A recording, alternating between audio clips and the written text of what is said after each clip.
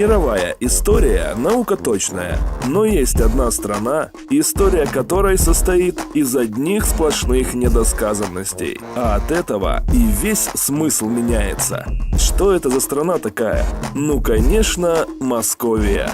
Ах да, простите, с 18 века Россия. Знаете ли вы, что россиянам многое не договаривают? Взять, например, фразу, которая звучит как «Путин поднял Россию с колен». А ведь полная версия изречения такова: Путин поднял Россию с колен и поставил раком. Видите, от этих недомолвок одни сплошные конфузы. Особенно в отношении Украины. Некоторые граждане Российской Федерации, те, у которых мозг подключен прямо к телевизору, говоря об Украине, предпочитают использовать в речи альтернативные топонимы, такие как, например, «Окраина» или «Малороссия». Если бы эти люди знали истинный смысл данных названий, то очень бы удивились. А пока россияне употребляют название «Малороссия» с покровительственной усмешкой, делая ударение на приставку «мало». Да уж, россиянам явно многое не договаривают. А теперь серьезно, может, расставим уже все точки над «ё»? Историческая справка.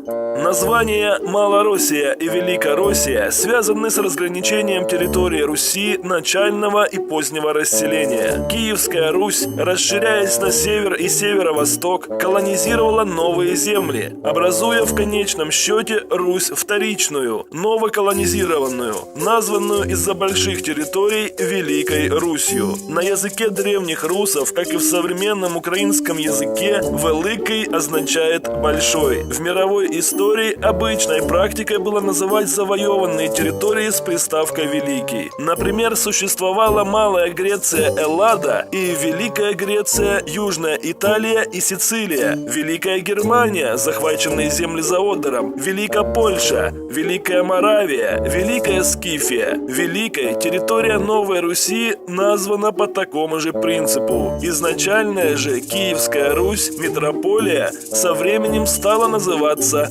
Малой. Другими словами, территория современной России – это колония Киевской Руси. Называя Украину Малороссией, граждане Эрефии по сути признают Киев исконной изначальной Русью. То есть Россия – это как бы бывшая колония Украины. А вы разве не знали?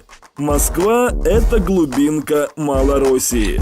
Не зря, наверное, Владимир Владимирович так бесится, ненавидя все украинское. Как, впрочем, и многие топ-менеджеры России до него. В допетровскую эпоху все украинские города были украиноязычными. А вот с Петра началось систематическое уничтожение украинского языка и государственности, длящееся более 200 лет в истории российского царизма. Не могли они и до сих пор не могут смириться с существованием свободолюбивой, истинной и исконной Руси Украины. В историю вошел тайный циркуляр министра внутренних дел Петра Валуева, запретивший издание украинских книг. Позже этот циркуляр был узаконен Александром II в Эмском указе, ограничивающем использование и преподавание украинского языка. Высокие российские государственные мужи XIX века договорились даже до того, что украинского, малороссийского языка не существует в природе. А между тем Владимир Даль в 1861 году назвал главный труд своей жизни толковым словарем великорусского наречия русского языка, обозначив тем самым тот факт, что язык Великороссии был своеобразным суржиком, наречием русского языка, исконно русского, коим может считаться язык украинский, как наиболее сохранивший в себе все богатство древнего языка русов. Император Александр II, известный украинофоб, не мог позволить себе признание подобного факта, поэтому издание словаря было приостановлено. Однако позже печать решили возобновить, заменив титульный лист на новый, с другим названием, тем, которое известно нам сегодня. Благодаря такой цензуре постепенно великорусское наречие суржик стало именоваться языком. Оригиналы сигнальных экземпляров словаря с первоначальным названием засекречены, а упоминание о первом названии вымарано почти из всех источников. Однако библиографический труд авторства Григория Геннади, изданный в 1876 году, упоминает словарь Даля с его первоначальным названием «Толковый словарь великорусского наречия русского языка». И действительно, ненаучно было бы называть языком крайне разноликие финно-славянские и тюрко-славянские говоры России, ибо в основе их лежали вовсе не славянские этносы. Даже при беглом взгляде на, казалось бы, родственные языки понимаешь, что один язык здесь явно не славянский. Русские вообще все вокруг себя называют славянским, чтобы потом все славянское назвать русским. Карл Чапек сказал это еще 100 лет назад. Ну а что же насчет Украины? Вопреки иллюзиям Путина, ничего сложно сочиненного тут нет. В украинском языке русское слово «страна» переводится как «краина».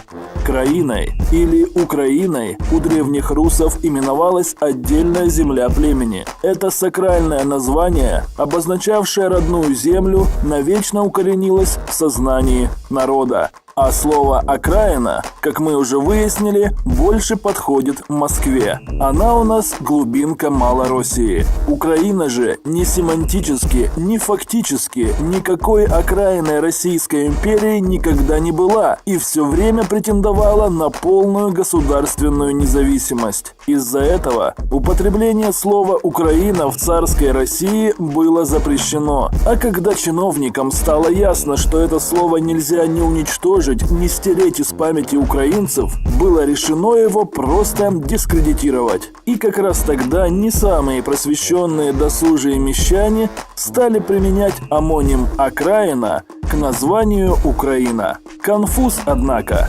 Откуда же русским мещанам было знать о ипатьевских летописях, где в 1187 году впервые появилось упоминание об Украине? Сами-то мещане не в курсе даже того, что из московитов они стали русскими лишь в 1721 году, подняв над головой триколор провинциального московского царя. А между тем все желающие могут полюбоваться на украинские государственные символы, изображенные на картине Репина «Запорожцы пишут письмо турецкому султану», написанной 130 лет назад.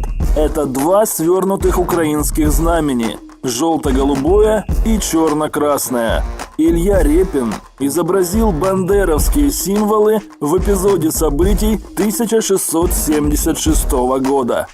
Отличный сюжет для Life News и Первого канала, ведь если присмотреться, можно заметить на картине и визитку Яроша. А почему нет? Ведь российские мещане все схавают.